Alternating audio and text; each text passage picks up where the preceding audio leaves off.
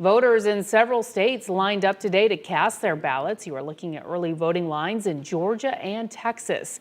Floridians can already vote by mail and will have a chance to early vote in person next week. News 6's Lauren Cervantes talked with several local election officials preparing for those early voters.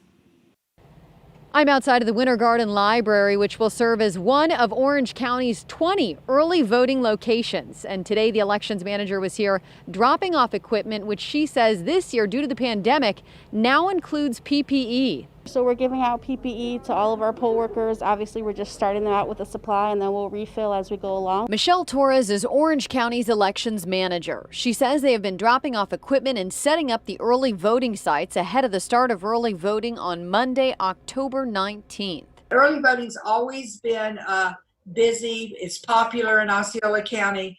And so we think we may have up to 40% of our voters voting during early voting. In Osceola County, their supervisor of elections, Mary Jane Arrington, says they will start going to the early voting locations on Wednesday to set up so that they are ready for when the doors open next Monday at 8 a.m. Well, we're still training workers, number one, to work early voting. So we'll be in that process all week. Like Orange County, Arrington says their supply list looks different this year, too. Personal protection equipment going to every site.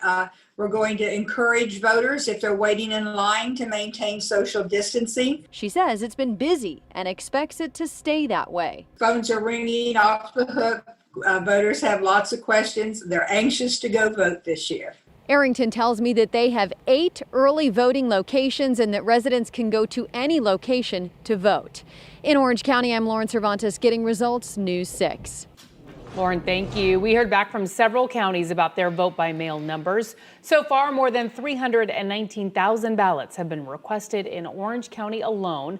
Less than a fifth of those have been returned. Osceola, Marion, and Lake counties say about a third of their requested ballots have been returned. If you have requested or received a vote by mail ballot, remember it must be returned by election night. That means it needs to be delivered to your county's supervisor of elections no later than 7 p.m.